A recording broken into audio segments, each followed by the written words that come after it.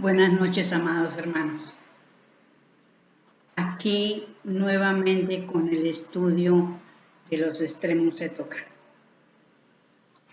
Estamos analizando el capítulo 3, Adán y Eva. La venida de estos dos grandes misioneros fueron los primeros que encarnaron acá en la tierra. Ha sido lo más bello y lo más hermoso que nos ha pasado, es la venida de la familia misionera, porque nos sacaron adelante, nos han ayudado muchísimo, el amor de ellos ha estado pleno en nosotros. Entonces vamos a seguir con el capítulo y nos vamos dando cuenta acá todo el bien que ha traído la regeneración. A pesar de que ellos han sufrido y los han desencarnado muchas veces, el amor domina en ellos. Como lo llegaremos todos en el tiempo a ser grandes misioneros de amor. Entonces voy a leer la última parte de la que leímos la vez pasada para seguir el hilo de la lectura, porque así me parece a mí mejor, porque sigue uno lo que veníamos estudiando anteriormente. Bueno, dice así: el espíritu maestro la regía en todas sus evoluciones, todas las especies y el desarrollo. Aquí es el nacimiento, es decir, lo que ocurrió al principio del mundo. Gestó todas las especies y las desarrolló en su plenitud en 45 millones de siglos, estando ya entonces todas las especies adecuadas del germen generatriz de su especie.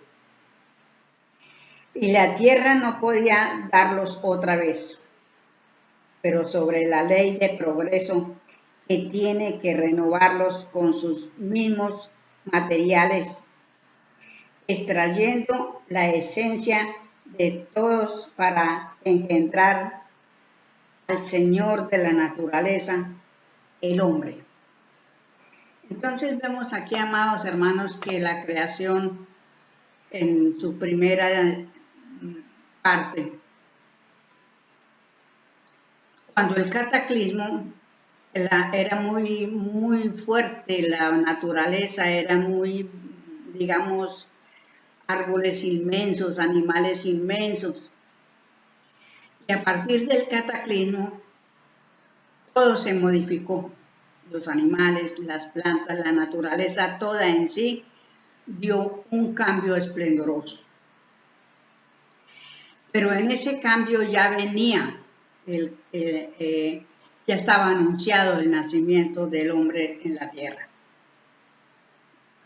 Y nació un árbol que se llama el árbol del pino, que no lo había antes. Entonces, así en esos árboles, en las raíces de esos árboles se encarnaron los hermanos.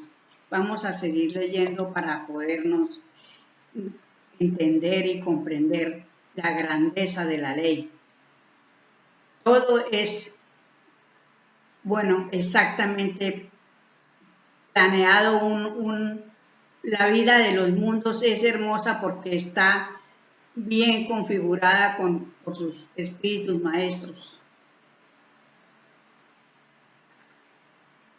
En ese estado que se marcaba en su rol, tomó a la ley para preparar el máximo acontecimiento, y por la potencia del espíritu maestro del mundo, hinchó aquel germen telúrico que del sol saliera y que sirve de entraña a esta armazón y rompe la cáscara, envolviendo en ella todos los seres de la tierra, del líquido y de la atmósfera y las aguas, todo lo envolvieron. Entonces démonos cuenta lo que hizo la madre naturaleza, pues a través del Espíritu Maestro. Todo eso que acabo de leer aquí, por lo menos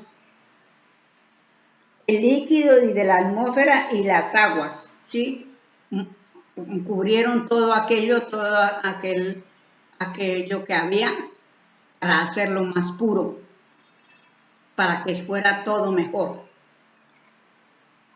El hombre quedaba concebido y se hizo el silencio, en tanto que un pedazo de la tierra bogaba en el espacio hasta donde la ley le ordenaba para estabilizarse y para reflejar la luz del sol.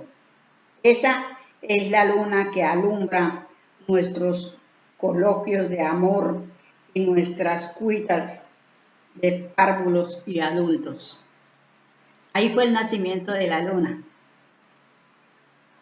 Entonces, que la luna no nació así como así, sino fue del pacto de la tierra un pedazo. La luna es una porción de la tierra para crear la luna, para crear ese mundo. Y es que el hombre es algo y necesita ya los mundos de expiación. Nosotros necesitábamos venir a este mundo de expiación para pagar nuestros platos rotos y aquí estamos en esas.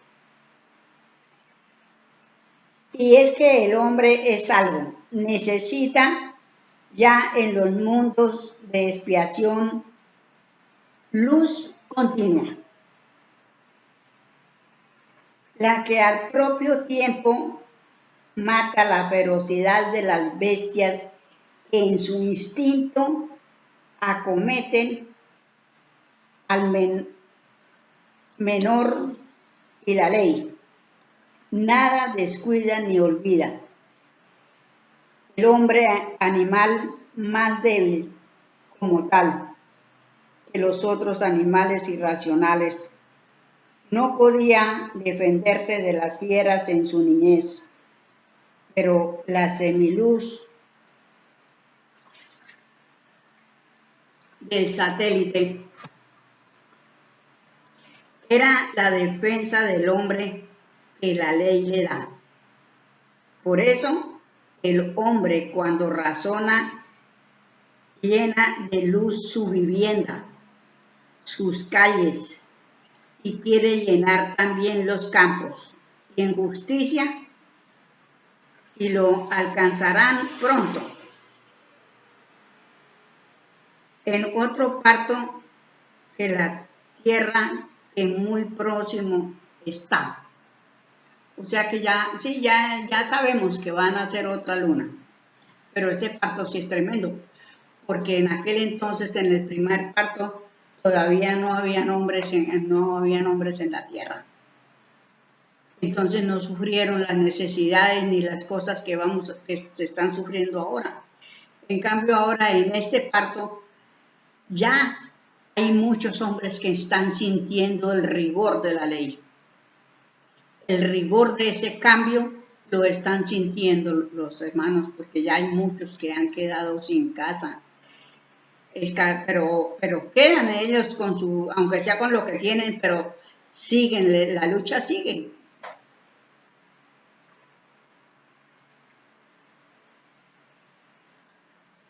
El espíritu maestro, con la potencia de la ley, exprimió las esencias de los cuerpos y las esencias de las almas animales, depositándolas en los puntos adecuados, y aparecieron de sus mismos gérmenes y semillas todas las especies del reino vegetal y animal que no parecían las mismas, porque se habían metamorfoseado todas.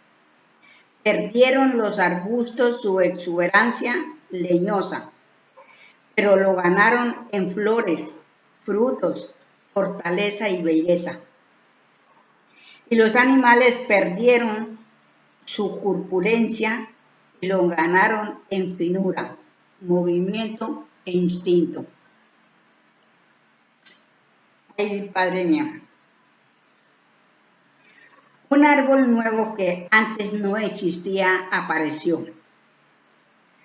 Hacía ya 10 millones de siglos del parto de la tierra, cuando cayó y dejó al descubierto al hombrecillo envuelto en sus piezas verdes y holgadas, y el sol lo reanimó.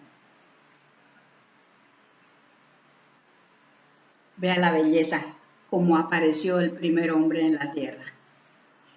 Todos los espíritus hicieron, los que encarnaron en los árboles del pino,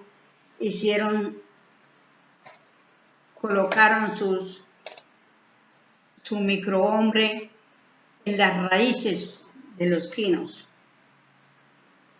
para luego pasar 10 millones de siglos allí para poder nacer el hombre por primera vez en la tierra. Sin obra de varón, sin una madre que los pariera, la madre naturaleza. Y la madre en sí fueron aquellas raíces del pino. Es algo muy hermoso, hermanos, porque podemos entender y comprender la vida del ser humano desde su primera encarnación. Es nuestro propio yo, la historia de nuestro propio yo. No sé cuántos, es decir, el maestro dice que los más adelantados fueron los que encarnaron en los árboles del pino, porque lógicamente tenían que tener ya fuerza psíquica, digámoslo así, para poder, porque es que todo se trata de sabiduría y no todos teníamos la misma fortaleza para encarnar en unas raíces del pino. Entonces, ahí los más valientes fueron los que hicieron ese trabajo de encarnar en esas raíces.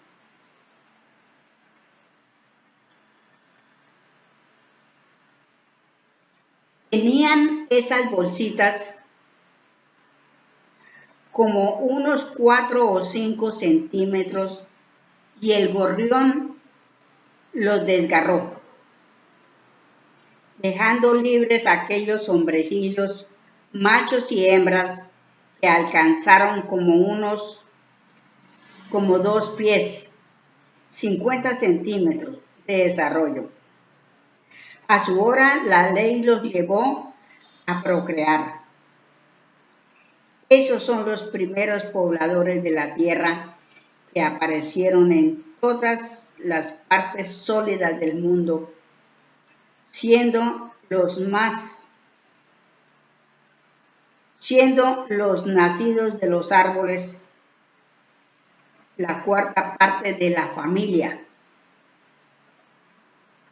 que por ley ascendía a cultivar la tierra. La cuarta parte de la familia, y el maestro dice que somos 2 billones de espíritus. Entonces, la cuarta parte de esos 2 billones fueron los que encarnaron en los árboles del pino. Aquellos hombrecillos y los hombres grandes que engendraron no conocieron leyes de restricción y eran libres como las aves y el reino animal. El suelo y los frutos eran común y vivían como niños, amparados por la ley. Pero la beatitud no es vida, es sombra de muerte. Los instintos hay que unificarlos. Y cuando el hombre cayó vencido por la fiera, oyó el otro hombre el clamor y sintió el dolor del zarpazo. Llamó la ayuda del hombre y vio que era buena la compañía. Así nació la tribu. El hombre progresa.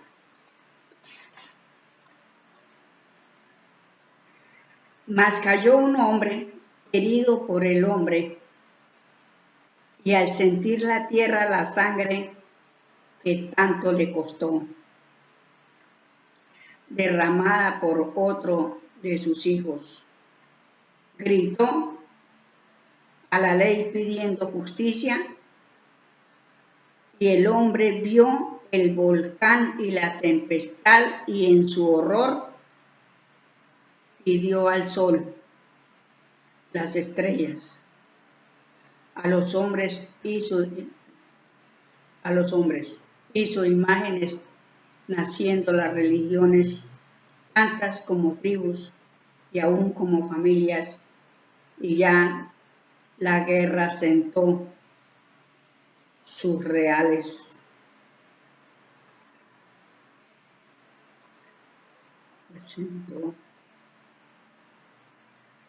Sobre la sangre del primer caído por el odio, y lo han perpetuado las religiones. El odio pasó de tribu a tribu. Se recurría al mayor número para más defenderse, pero creando ídolos y dioses, y todos esos ídolos y dioses pedían siempre ofrendas tomadas al otro pueblo, al otro Dios. Así la concupiscencia llegó en las religiones a pedir dioses vivos que no se hartarían de carne de doncellas y de sangre de mancebos. Aquí, en esta parte, es donde, pues, como nosotros vimos en este ir y venir, y en la era primitiva, entonces nosotros éramos caníbales. Y por supuesto que como no se habían saciado nuestras materias y no habíamos saciado los instintos, pues éramos asesinos de toda clase. Entonces eso fue terrible.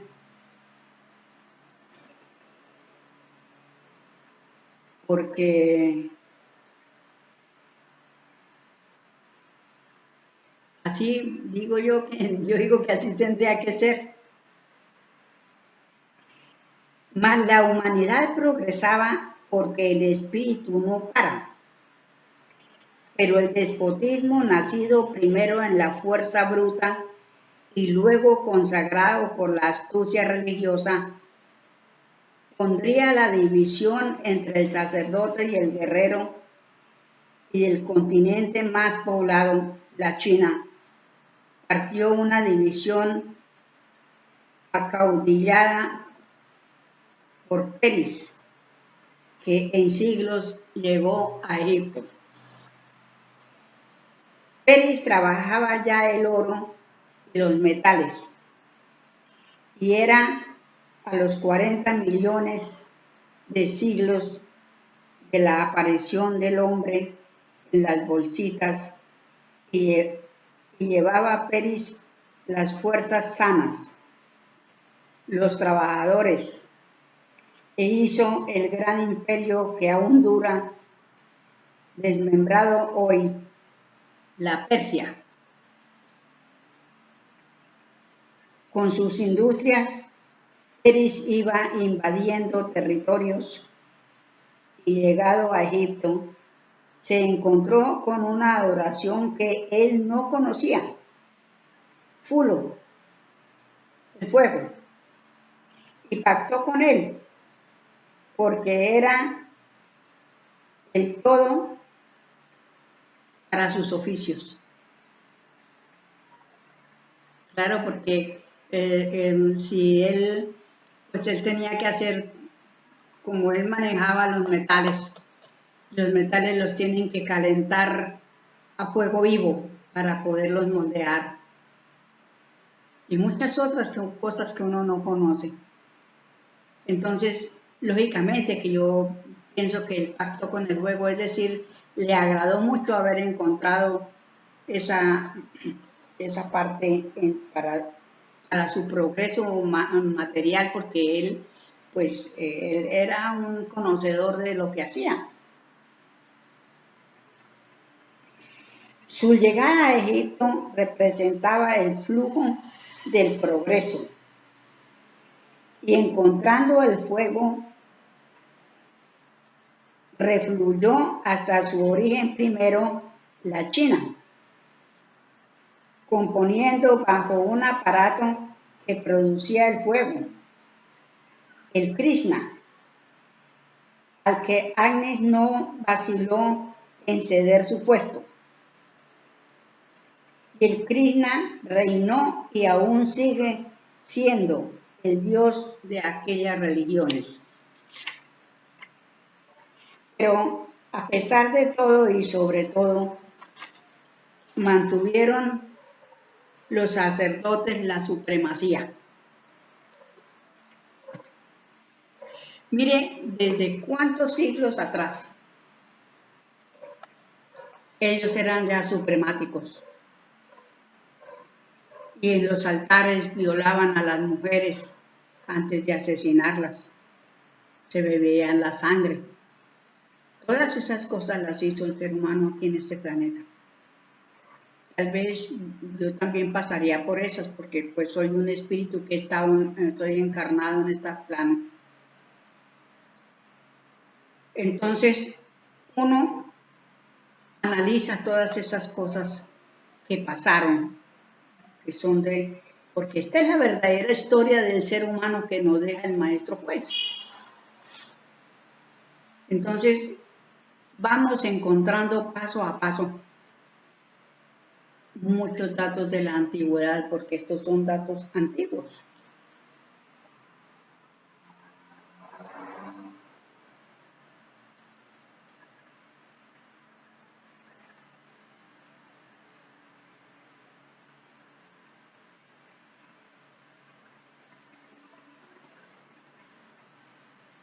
Y ellos no habían hecho el progreso, sino los trabajadores.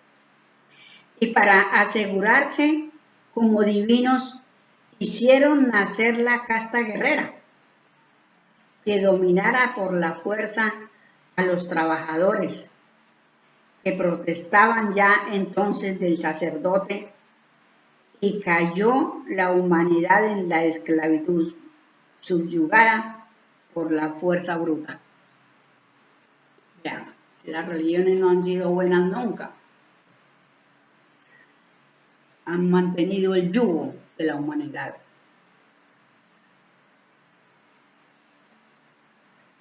Bajo el Krishna creció el boato y la concupiscencia llegaba al paroxismo, a la locura, hasta que valía más cualquier cosa más que un hombre trabajador. Y una serpiente más, mucho más que una mujer. Por lo que se escribió que la mujer aplastaría la cabeza de la serpiente. En el sánscrito, la serpiente no es otra cosa que la religión. Había cumplido la tierra 122 millones de siglos, 44 millones de siglos los hombres en ella, y la carne no parecía saciarse.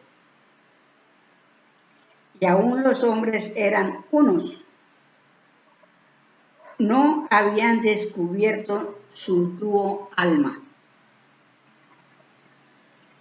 Y si en toda la tierra la concupiscencia era la ley, en un continente, en la Atlántida, era la apoteosis de la lascivia. Y la Atlántida se hundió cubriéndola las aguas y descubriendo las Américas que solo ostentaban el costillar de los Andes. Aquel hundimiento rompió una colina que unía la hoy España con el África e inundó el jardín de la tierra, cuyas ciudades guarda el Mediterráneo. Y fue hace ahora solo 87 siglos. O sea que a este momento es un siglo más, 88 siglos, porque hace un siglo escribió el maestro de la doctrina. Hace 88 siglos se hundió la Atlántida.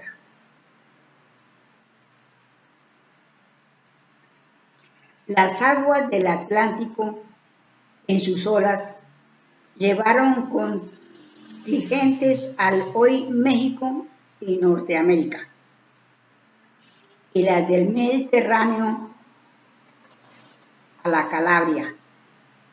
Y estos son los puntos más culminantes que se deben insertar aquí de la prehistoria para la humanidad de la Tierra. Y vamos a entrar en el tiempo de la historia y la doctrina escrita. Vea, ¿cuántas cosas aprendemos?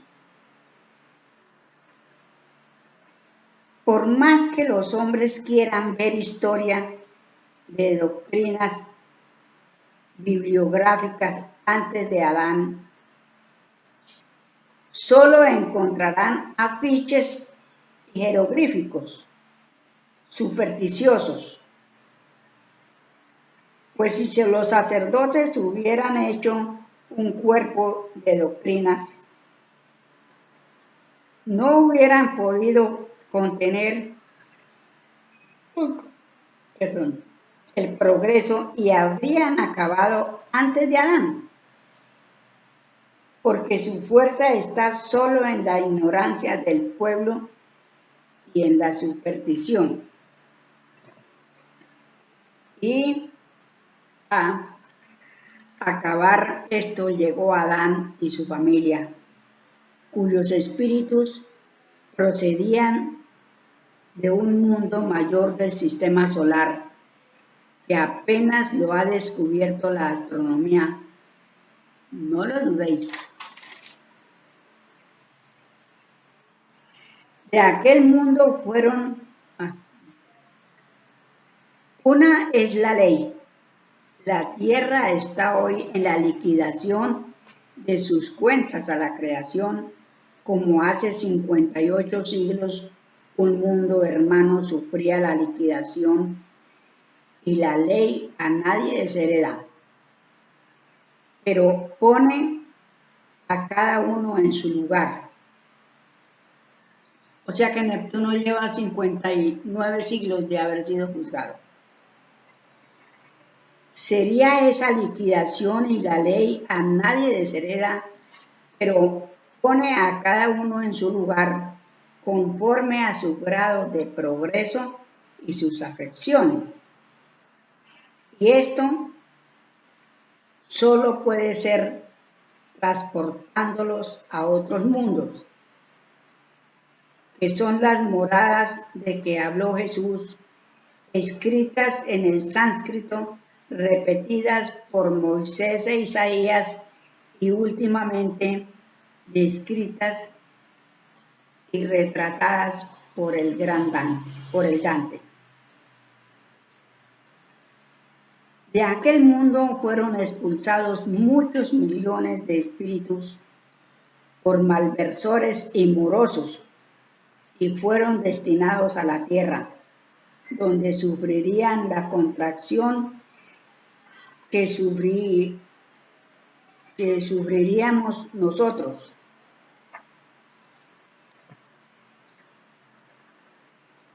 si de un momento nos encontráramos traspasados de la belleza y comodidad de las ciudades modernas a vivir a una de las cavernas de las primeras tribus, teniendo conciencia de la belleza que perdemos. Son estos los medios que tiene la ley de amor para corregir y curar a los ciegos, sordos y locos de voluntad. Y los corrige. En lo que podéis ver y se comprueba mi afirmación de que la ley en su mayor rigor es el máximo amor.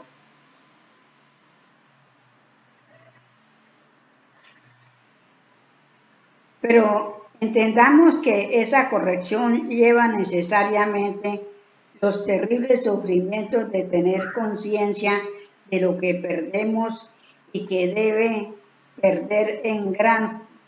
poner en gran cuidado a los hombres ahora que la tierra está en su liquidación y en espíritu han de salir de ella todos los que estorban a la implantación de la ley de amor. Y ha de estar en su primer apogeo durante el paso de 3 generaciones presentes, por lo que la guerra actual no acabará en todo el mundo hasta quitar las causas de la guerra y por lo tanto hasta matar la guerra con la guerra misma. Entonces vemos aquí, amados hermanos, que todo esto nos conlleva a nosotros a un análisis de nosotros mismos. Es lógico que a una persona, a un espíritu lo saquen si no hace nada por quedarse. Ser espiritista, racionalista es muy difícil, amados hermanos. Pero cuando se tiene el deseo y la voluntad y podemos entender que si nos traspasan, nos mandan a otro mundo expulsados, vamos a sufrir mucho porque vamos a tener que empezar nuevamente a hacer una tarea que ya la hicimos, es a repetir. Entonces esto es algo que nosotros mismos tenemos que mirar cómo vamos a hacer.